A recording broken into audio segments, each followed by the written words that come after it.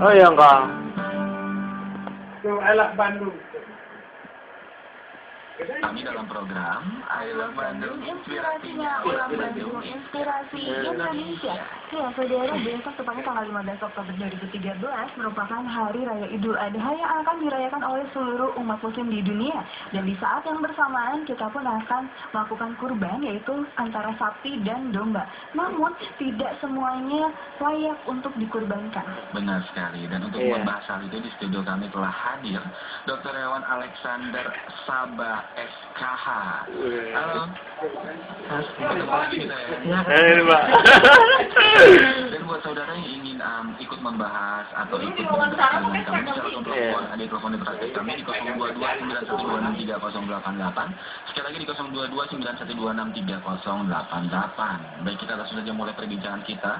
Dan menurut data yang didapat nih, Dok ya, apakah hewan kurban yang dijual ini masih layak atau banyak yang tidak layak juga untuk dikurbankan? Iya, jadi berdasarkan pengamatan, di mana Bapak Gubernur Jawa Barat sudah membentuk tim untuk pemeriksaan hewan kurban di seluruh Jawa Barat. Ada hewan yang dijual, banyak yang di bawah umur juga. Oh, di bawah umur Di juga bawah boleh? umur yang sebenarnya tidak boleh. Syarat hewan kurban itu 3, sebenarnya pertama sehat, kedua dia cukup umur, di mana untuk sapi, Yang di sisi bawatin, Pak. Muncul di TV juga.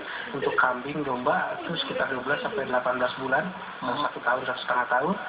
Terus ketiga juga bentuk tubuh baik, fisik baik ya, nggak cacat seperti itu. Oh gitu, jadi nggak boleh ada cacat ya, Dok. Iya. Nah, itu kalau misalnya terlihat atau terdapat seorang penjual yang misalnya secara umur dia memenuhi syarat, tapi misalnya ada kecacatan dalam fisiknya hewan tersebut, itu ada tindakan nggak terhadap penjualnya? Iya, kita menyarankan untuk hewan-hewan dikurbankan, di mana masing-masing dinas di kabupaten kota di seluruh Jawa Barat menyiapkan tim untuk survei ke penjual-penjual hewan kurban, di mana tim dari dinas tersebut sudah melakukan penyuluhan untuk menyediakan hewan kurban yang sehat, juga umurnya cukup, juga secara fisik baik utuh lah.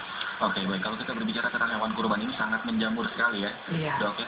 Dan bagaimana nih, secara kasat mata saja nih, kita bisa membedakan tidak secara kasat mata, oh ini kurban yang layak, oh ini kurban yang tidak layak. Apakah bisa secara kasat mata kita bisa melihat? Bisa, jadi kita bisa melihat dari kondisi tubuhnya ya. Ketika dia sehat, maka aktivitasnya itu lincah, banyak seperti itu. Untuk mengetahui umur, kita bisa melihat dari gigi ya. Gigi depan, dari gigi depan, di mana gigi depannya untuk hewan yang sudah dewasa itu tanggal dua-duanya atas bawah itu gigi sorinya udah tanggal tanggal dua-duanya.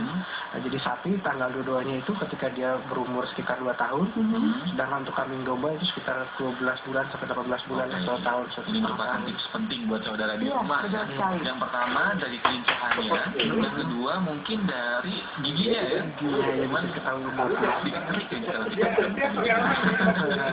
Iya, cuman kita juga bisa nanyakan ke penjual hewan kurban untuk menanyakan umurnya. Nah, penjualnya memang punya integritas yang baik. Iya, penjualnya jujur juga ya kan. Iya. Tapi kalau misalnya dari berat hewan kurbannya sendiri, ada batasan minimal nggak?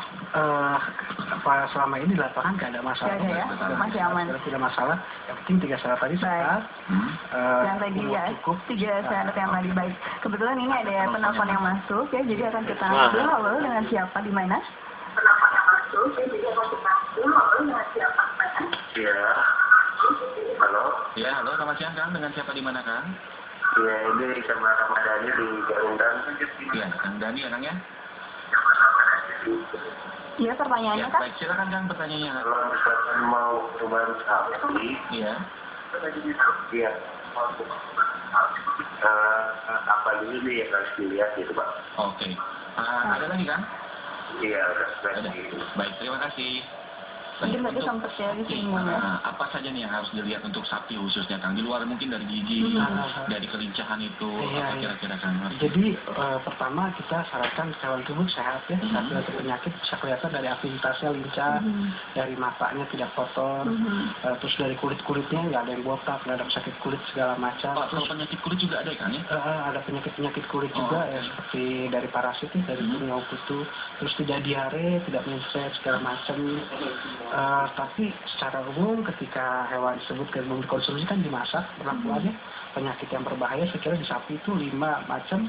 Cacing hati, orf itu semacam virus di mulut, jadi gomen gitu, jadi ada kembung-kembung di mulut, terus antraks, terus parasit kutu, terakhir mencret. Saya kira ketika di perlakuan sebelum dimakan itu dimasak dengan baik, tidak ada masalah. Karena itu di atas 100 derajat. Di atas 100 derajat mati. Oke, jadi itu tips-tipsnya ya. Kalau secara kasat mata kita memilih, bisa melihat yang itu saja, yang lincah, fisiknya baik, tidak kotor, tidak mencret. Dan dari giginya juga bisa lihat. Oke, itu merupakan tips buat Kang Dani. Tadi sudah ada dari Dr. Alex ya. Iya, betul sekali. Dan kalau misalnya bahaya apa sih dok yang kalau misalnya kita ternyata memakan hewan kurban yang ternyata hewan kurban tersebut berpenyakit? Betul sekali ya. Jadi untuk hewan kurban di Jawa Barat saat ini memang Jawa Barat belum bebas sepenuhnya dari penyakit antraks, tapi kejadian antraks sangat rendah sih. Ketika penyakit-penyakit seperti cacing segala macam itu kena perlakuan seperti pemanasan, dalam artian ini dimasak atau di sate ini di pakai bara ya dipanasin itu mati juga kok cacing.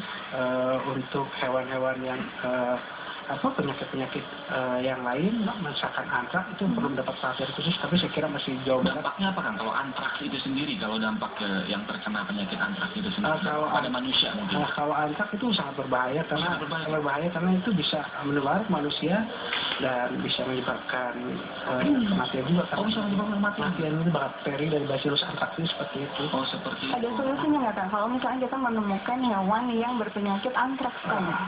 Segera laporkan ke dinas peternakan setempat. Masih bisa disembuhkan atau tidak bisa itu? Kalau hewan tersebut terkena antraks lebih baik mendapat perlakuan dari dinas peternakan. Ada perlakuan khusus ya. Oke, lakukan, ada penelpon lagi yang masuk nih. Halo, selamat siang. Selamat siang. Iya, dengan siapa di mana Kang? Pak Heran ya di Bandung Barat. Oke, Kang Heran silakan. Kang Pak silakan. Heran Bandung Barat. Iya, di mana kan? Kami ikut interaktif nih. Ya. Cara pembagian hewan kurban selain kepada fakir miskin, yaitu kepada panti-panti asuhan ya. Iya. Di antaranya Yayasan Anak Yatim Piatu, juga panti jompo ya. Iya. Terutama di kota terdekat seperti Jakarta, Bandung, Semarang, Jogja, dan Surabaya, itu Makassar dan Medan itu. Iya. Supaya betul-betul kepada yang berhaknya. Baik, pertanyaan. Saudara-saudara kita yang kena bencana alam itu Gunung Cakupan Perahu gitu ya. Ya, baik. Iya. Baik. Oke, Kang. Terima kasih. Iya. Waalaikumsalam Bapak, terima kasih banyak. Himbauan. Bagus sekali. Mungkin penyaluran dari hewan kurban tersebut kepada yang lebih membutuhkan. Betul, dan tepat ya. Terima kasih, mulia sekali ya. Iya, sekali. Iya, dan itu untuk hewan kurban yang tadi, kalau misalnya sudah terkena antraks, tindakan apa yang ketika misalnya sudah dilaporkan ke dinas ini, terus tindakan apa yang dilakukan terhadap hewan tersebut? Hewan tersebut harus dimusnahkan. Dimusnahkan ya, harus sangat berbahaya sekali ya. Itu bisa menular ya? Bisa menular ya. Pernah kejadian sekitar 2 tahun lalu terakhir di Boyolali ya, di Jawa Tengah. Seperti itu kan setelah makan pesta daging, terus ada yang kena antraks, menular segala macam. Akhirnya berbahaya. Korban jiwa bisa. Dan apakah ada sosialisasi Kang dari Dinas Kesehatan sendiri mengenai bagaimana nih kurban yang bagus, bagaimana kurban yang tidak layak? Apakah sudah ada sosialisasi yang masuk Kang? Iya, jadi memang di Provinsi Jawa Barat sendiri, Bapak Gubernur sudah membentuk tim. 5 tim ini terdiri dari dinas peternakan kabupaten kota masing-masing ya. Jadi tiap kabupaten kota di setiap daerah melakukan sosialisasi ke penjual setempat dan melakukan pemeriksaan. Ada juga kalung sehat seperti itu ya. Ada kalung sehat juga. Nah, saya nggak tahu pembagiannya sudah merata belum deh, tapi kita ada pembagian kalung sehat untuk kalau kurban yang sudah diperiksa seperti itu. Jadi kalau kita melihat sudah pakai kalung, ini bukan kaya ya, tapi sehat. Jadi dikasih tanda ya? Dikasih tanda. Iya. Pemeriksaannya yang dilakukan oleh dokter hewan tersebut, tahapannya apa aja dok? Jadi pemeriksaan kita ada berapa tahapan. Pertama anamnesa, kita mendengarkan keterangan dari klien, dari penjual tentang sejarah sapi tersebut berasal dari mana, peternakannya di mana. Jadi kita tahu penyebar penyakit. Nah itu kita bisa melakukan pemeriksaan fisik seperti itu. Kita dengarkan dengan stetoskop, auskultasi jantung, paru-paru. Kita lihat kelincahannya.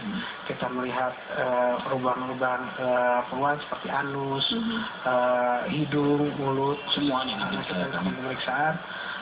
Terus kita kadang kalau memang sapi tersebut kita lihat ada gejala kalah cacing, kita bisa berikan terapi seperti obat cacing seperti itu. Ini menarik sekali.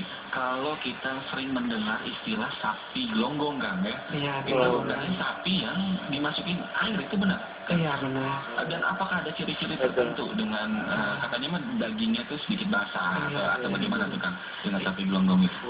Sapi gelonggongan itu di Provinsi Jawa Barat praktek ini jarang ditemukan. Di provinsi lain sering terjadi. Jadi kalau itu perlakuannya memang tidak manusiawi. Dimasukin air. Jadi air dan selang itu dimasukkan ke lubang mulut untuk tujuannya untuk meningkatkan berat daging sapi. Dan terlihat gendut gitu, kan? Tapi ciri khas memang ketika daging sapi itu digantung, dia basah gitu ya. Kalau sapi yang baik, ketika dagingnya dijual di pasar, itu dagingnya kering. Kalau sapi gelonggongan basah, menyusut juga seperti itu. Tapi itu sangat tidak manusiawi sih, anti melanggar animal welfare. Iya, ada yang seperti itu ya. Iya ya, macam-macam ya caranya ya. Saja. Baik, Dok, kita akan rehat dulu sejenak karena setelah ini kita akan membahas lebih lanjut tentang kesehatan hewan. Enggak usah pelakunya, enggak manusiawi gitu. Kami di 022 9126308, sekali lagi di 022 9126308, dan kami akan kembali setelah yang satu ini. Ayo Bandung. Inspirasi Pak, orang Bandung, inspirasi Indonesia. Saudara